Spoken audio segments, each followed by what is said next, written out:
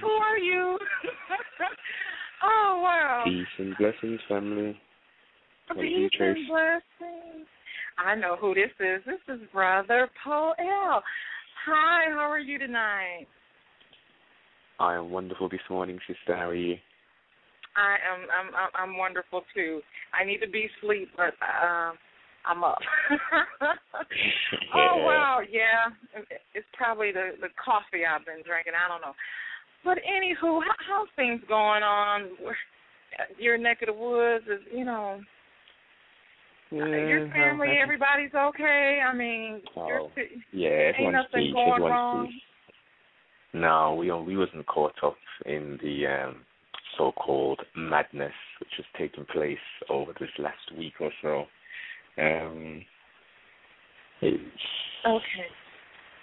It's been a bit almost like a movie of sorts. I never expected it to happen for such a sustained and prolonged period, and for it to spread across the UK. But I think it was most definitely needed due to the young brother Mark Duggan getting his life stolen from him. So that was the root cause of the riots. But then obviously it turned into something else. Yeah, the article said that there was a guy who was shot by the police. He was African American, or not African American, but African UK or black guy, and they, shot him unfairly or something, and folks just got sick of it. Apparently. Yeah. Well, the detail of it is, I'm not too sure what's been obviously reported over there, but he was stopped by police officers, and he was alleged, he was alleged to have a firearm on him. Nothing was actually discharged, but basically this brother ends up losing his life. The investigation takes place. 2 shots were fired by the police. Obviously, 2 shots were fired. Mark Duggan received 2 shots fatally. They tried to say that he actually exchanged fire with them upon the ballistics reports and stuff. After the investigation, it obviously turns out that the weapon that he allegedly had, I might add, didn't fire any kind of weapon. The bullet recovered doesn't match obviously the weapon which was recovered from the scene. It's a police-issue firearm. So we all know what it is. The police are going around, as they usually do, being heavy-handed. They don't usually shoot us over in the UK because we don't have, that's not the thing to do. Because the police don't have the power to actually roll around with guns. It's only specific types of police who respond, who have firearms. So generally, if a brother's going to have his life stolen from him, it's going to be sort of in the police cell, being abused and beaten up and things like that. But on this occasion, as I say, it was a firearm offence. So the family, obviously, after this took place, knew exactly, look, there's no way my husband, my father, my son would have actually tried to shoot after the police. We want an investigation. So they obviously did a peaceful protest at first. Obviously went to the police station to obviously put their point across and to make sure that, what's going on in regards to the investigation.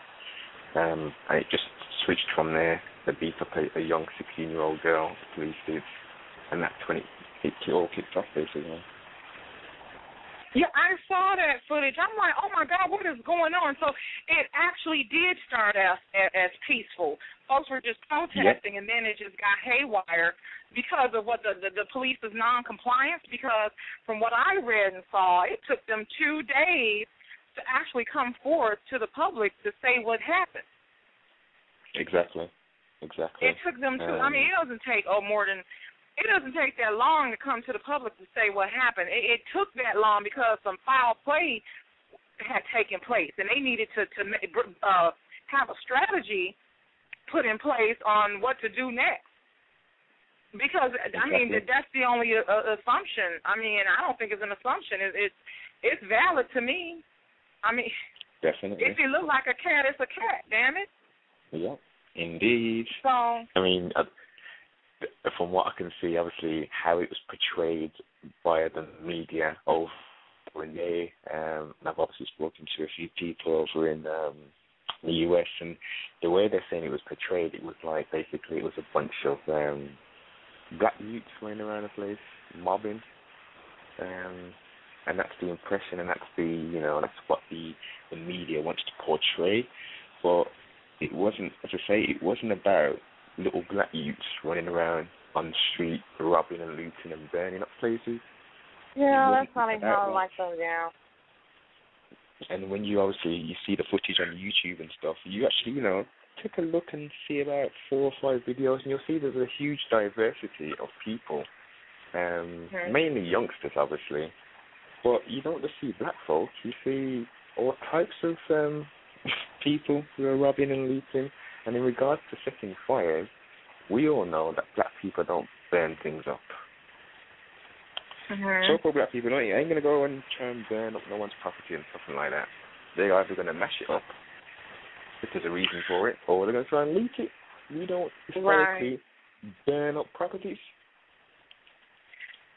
Well, I knew something was wrong because, like I said, it just didn't seem right. And I like to think before I, sometimes I'll just say something, but I'm like, wait a minute, we got to weigh out some things here.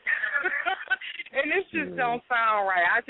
I'm like, I don't think they're just starting up chaos. We are not a people who like to go around kicking up drama as far as the drama with the police.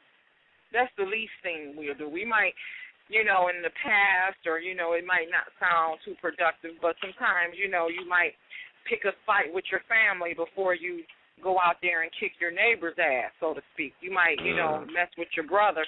Right, you might beat up your little brother before you beat up that guy at school who took your lunch money.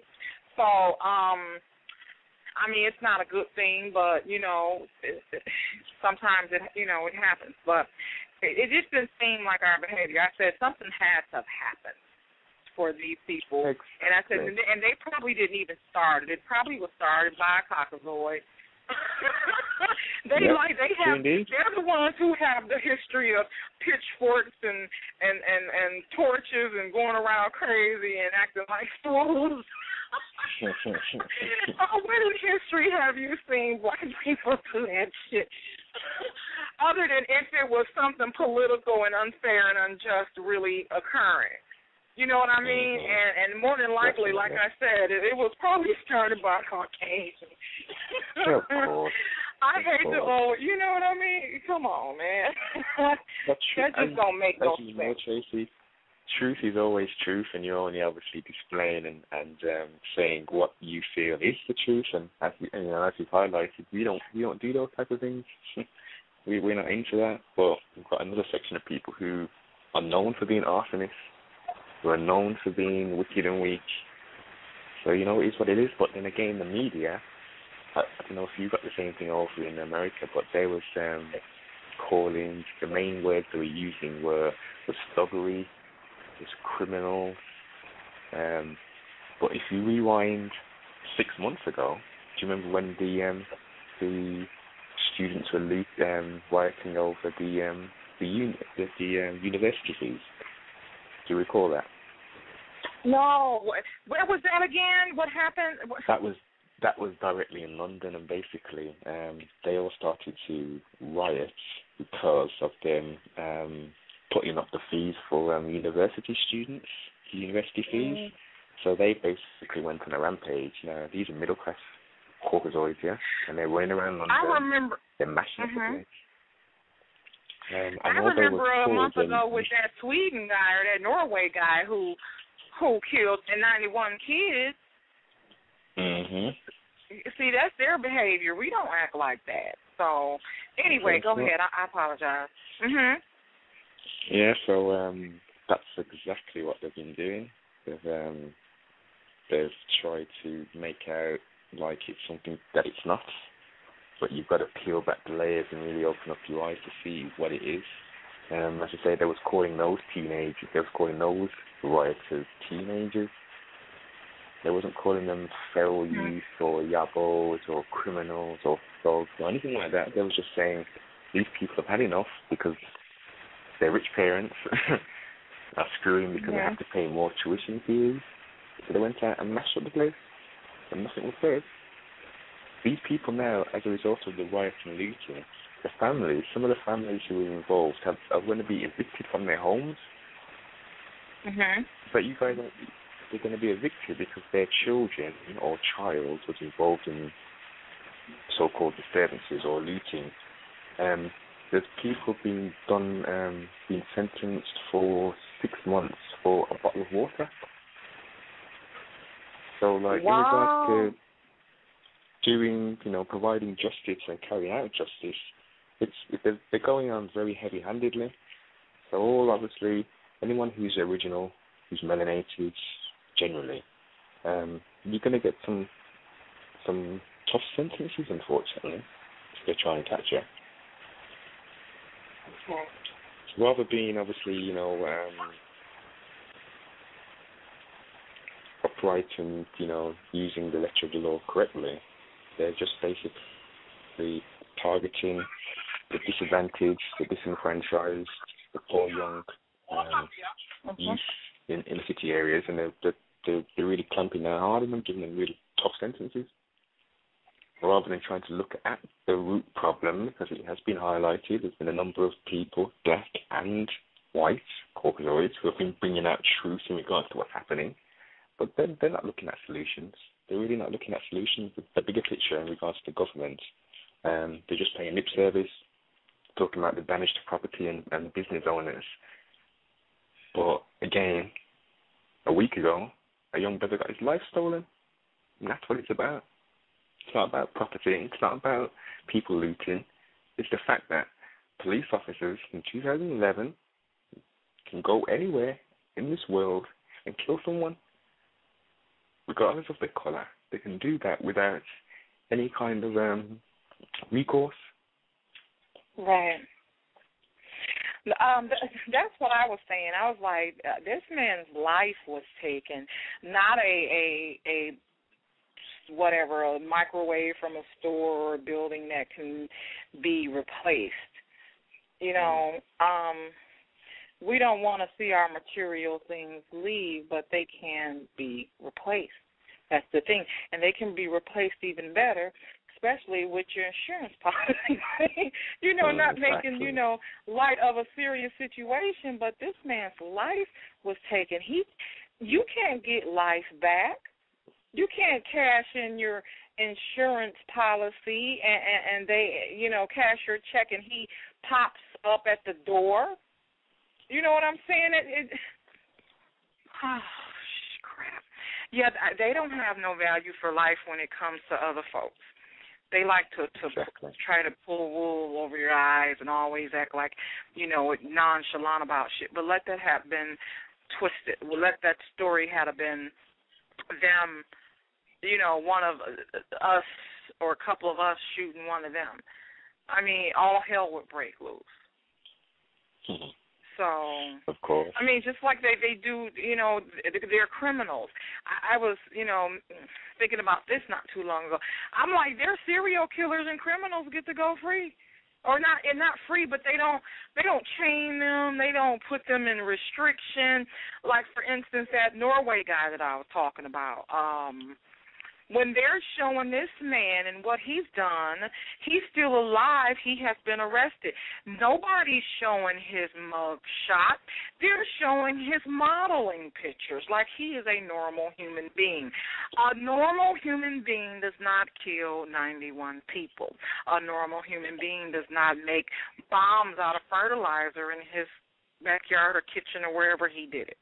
Okay? Normal people don't do this thing, but that's how they portrayed him, like nothing was wrong with him and he was doing his job. You get what I mean?